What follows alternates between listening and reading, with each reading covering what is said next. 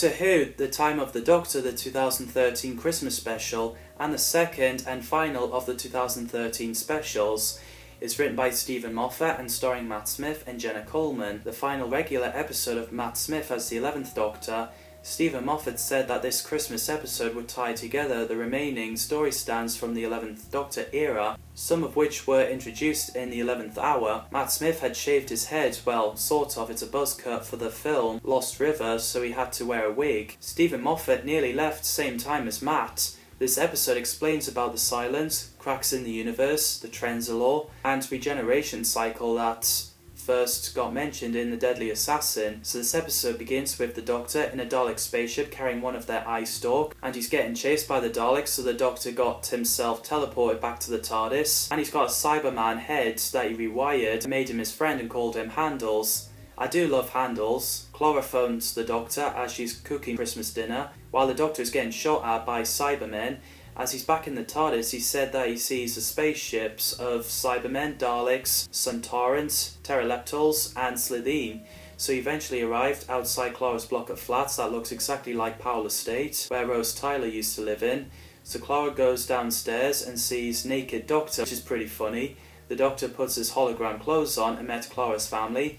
Here he is! Hello, the Oswalds! Hello!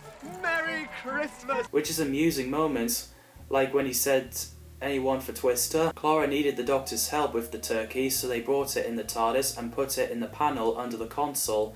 When Handel said Gallifrey, the Doctor looks outside and said, that's not Gallifrey. So there's a spaceship, or a space church, as the Doctor calls it, and a hologram of Tasha Lem asking them to come aboard. So the Doctor and Clara took those tablets so they can see themselves naked, as clothes isn't allowed. Orla Brady played Tasha Lem, who's in charge of Papal Mainframe, which is the name of the church, and created a religious order of the priests, the Silence. She's a brilliant character. The actress playing her nailed it. So the Doctor got into a room with Tasha for a chat, as they're supposed to be naked.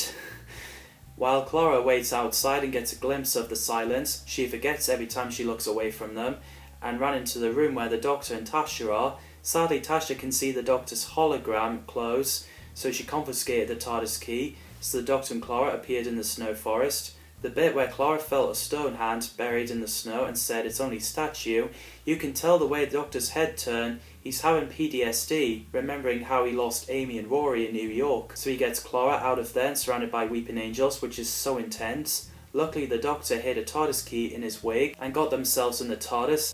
Matt looks so funny being bald. I know. After the Doctor got his wig back on, he and Clara arrive in a town called Christmas. I love the bit where they met a couple, where it's like truth serum spraying, they can't lie. Town called Christmas, possibly island called Easter, and I'm thinking a field called Birthday. The scene where the Doctor and Clara went inside the tower with the return of the crack in the wall was really unexpected, gives me goosebumps. Takes the Doctor back in 2010 when the universe exploded and he rebooted it, put it all back together. Apparently it was the Time Lords and Gallifrey on the other side, wishing the Doctor could say his real name. As the Doctor brought Handles and the seal of High Council of Gallifrey and put it on Handles' head, the one he took from the Master as John Pertwee in the Five Doctors, it was scary the way Handles kept saying Doctor Who where the monsters hear it. Clara is in the TARDIS putting a device on the console which sent her back home, but she uses a key to cling on the TARDIS, like Captain Jack in the Utopia. The Doctor activates the bell on the tower. After Tasha and everyone saying silence will fall, the Doctor battles monsters and saving everyone in Trenzalore for 3 centuries, which is crazy. Jack Hollington played Barnacle, a kid in Trenzalore who the Doctor was very fond of. His acting's great. I like his chemistry with the Doctor. There's 2 Centaurans stuck in the snow. The Doctor got wrinkly and got a bit of grey hair. And there's a wooden Cyberman which looks pretty cool. At least the Doctor lied to wooden Cyberman that he sonic the gun around, which made it accidentally blasted itself, as the Doctor reveals that sonic screwdriver doesn't do wood. So the TARDIS arrived with Clara. The Doctor was mad that it took 300 years. They both discussed regeneration. Clara called him the 11th Doctor. The Doctor mentions the War Doctor, calling him Captain Grumpy, and he also mentions 10th Doctor regenerates into the same face after being exterminated by a Dalek, which is in The Stolen Earth and Journey's End. The Doctor gets a call from Tasha Lem, so the Doctor and Clara reunited with her, who's against aging. It reveals everyone in the church are Dalek puppets. I wasn't expecting them to return as well, which is so cool. The Doctor got Tasha to fight it, and she helped, teleporting him and Clara back to the TARDIS. Christmas turkey is ready. Clara went out the TARDIS after the Doctor disappeared, and the TARDIS dematerialised. The Doctor kept it even though he's spending the next 600 years there, fighting monsters and protecting everyone. It was really sad scene when Clara thinks she's not going to see the Doctor again. Her gran needed a joke in the crackers.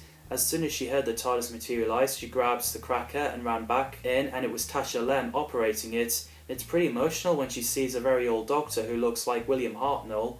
The makeup is nicely done, and I like the bit where that guy isn't Bonnable, but the Doctor calls him Bonnable anyway. While Clara begs the Time Lords in the crack to help the Doctor goes to the bell tower as the Dalek ships are all over the place. The Daleks worry that the Doctor has got a trick out his sleeve, but he hasn't, as he's old and dying and he's about to give up. Luckily, Time Lords granted the Doctor a new regeneration cycle.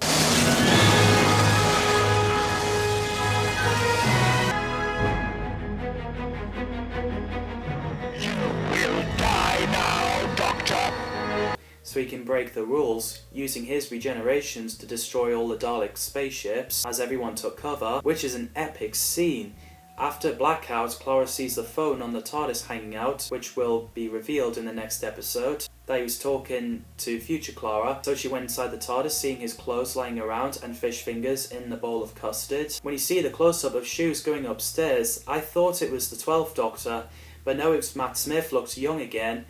We'd be thinking that's how they're going to end it, but no, it's a reset. The process of change has started. As soon as the Doctor dematerialised the TARDIS, the Doctor does a speech about everything changes. He sees the glimpse of young Amelia Pond crying, which is the first face that the 11th Doctor has saw. And I do love the Doctor's speech when he says, "We all change when you think about it. We're all different people, all through our lives. That's okay, that's good. You gotta keep moving, as long as you remember all the people that he used to be." I will not forget one line of this, not one day, I swear. I will always remember when the Doctor was me. And he sees the hallucination of Amy Pond walking down the steps saying, "Raggedy Man, good night." She disappears. Oh, it's so emotional scene. Apparently Karen Gillan shaved her head for Guardians of the Galaxy film, so she wore a wig as well. And it's so sad Matt Smith is leaving. It's even upset Clara as he took off his bow tie.